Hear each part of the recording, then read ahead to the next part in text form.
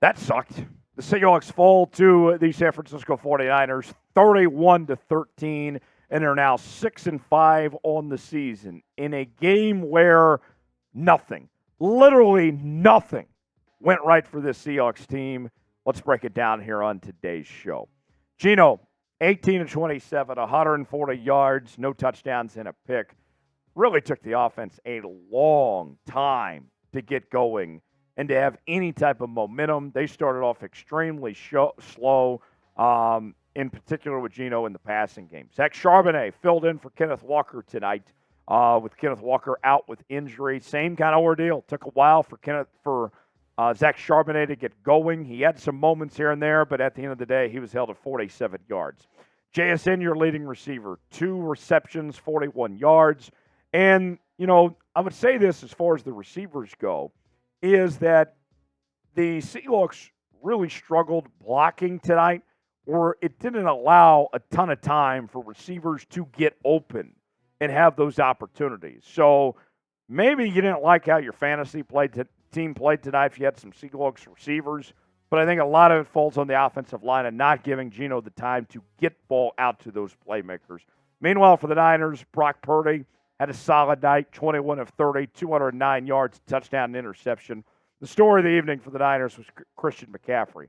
He has been a problem for Seattle since he joined the San Francisco 49ers last year. They have had no regard, no abilities to be able to stop this guy.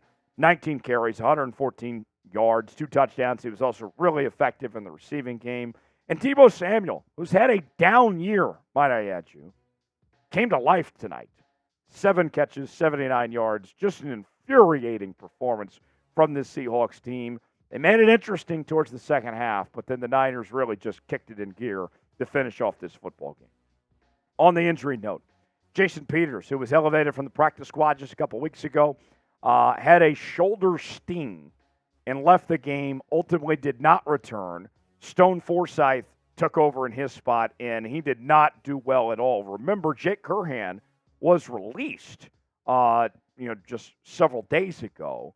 So a revolving door of sorts at the right tackle spot. The Seahawks still awaiting the return of Abraham Lucas. Now they're down 2 right tackles at this point in time. Not ideal. So the Seahawks just lost an embarrassing one. That was a game where you hide the women and children. I mean, we had a great time on our watch party. We were hanging out, enjoying ourselves. But, I mean, the Seahawks didn't give you much reason to enjoy your Thanksgiving with this type of performance. What is your one-word reaction? In fact, I'm going to steal this one word. I'm going to say embarrassing. I was embarrassed for Seattle tonight. What is your one-word reaction? Chime in the comment section. Let us know what you think. Folks, we're closing in on 45,000 subscribers here on Seahawks Today. 250 more, and we'll reach that next milestone. Join us for our next watch party. We're going to be live here on next Thursday night for the matchup with the Cowboys. Got our daily news and rumors segments, Q&A mailbags, live shows, watch parties, and more. If you're a real member of the 12s, if you love this Seahawks team, win or lose, subscribe now for free. You'll be glad you did. Let's talk about Geno now. 18-27, 140 yards and an interception. It was simply not his night, and he did not have a ton of time to throw the football. I never got to a point tonight where I said Drew Lock should be out there. There may be other people that felt that way. And Geno clearly wasn't 100% healthy yet either after the injury he suffered last week.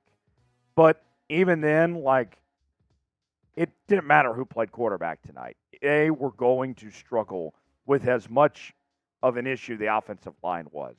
JSN leads you in receiving, 2 catches, 41 yards. DK had a hell of an effort. There was a big pass he should have had.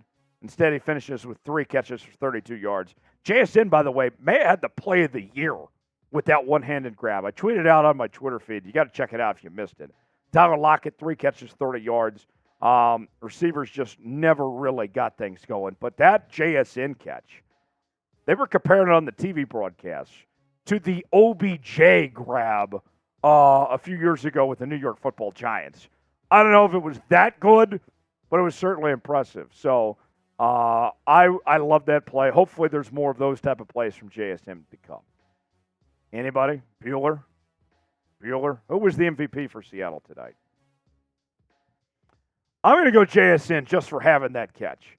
Just for having the highlight play that had everybody jumping on their feet.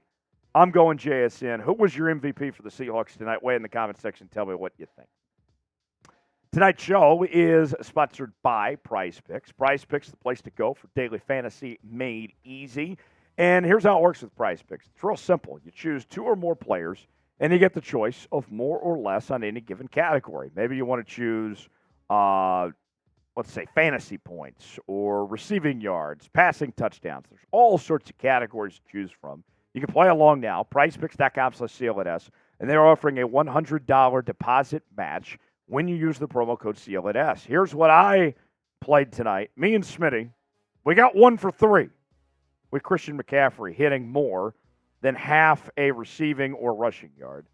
We didn't quite hit on Jake Bobo having more than 8.5 receiving yards or JSN having more than 5.5 receiving targets. Wasn't our night, but it can be your night the rest of this weekend. Link is in the comments and the description of today's video. PrizePicks.com/CLNS. Promo code CLNS if you want to play along and enjoy daily fantasy made easy. All right, Christian McCaffrey. This guy's incredible. I mean, I said it going into the week that McCaffrey was the best non-quarterback in the NFL. Offensive player, and he showed it tonight. 19 carries, 114 yards, 2 touchdowns. I cannot wait for this guy to get out of the division. I think he's going to be a Niner for a long time, but he just tore the Seahawks defense apart. I mean, we saw Rick Woolen get benched at one point in time. Mike Jackson came in. Jamal Adams was up and down. Like, you never found any consistency. You gave up 377 yards, 208 yards through the air, 169 yards. But the big key, as I try to get my finger in the right direction, there it is, time of possession.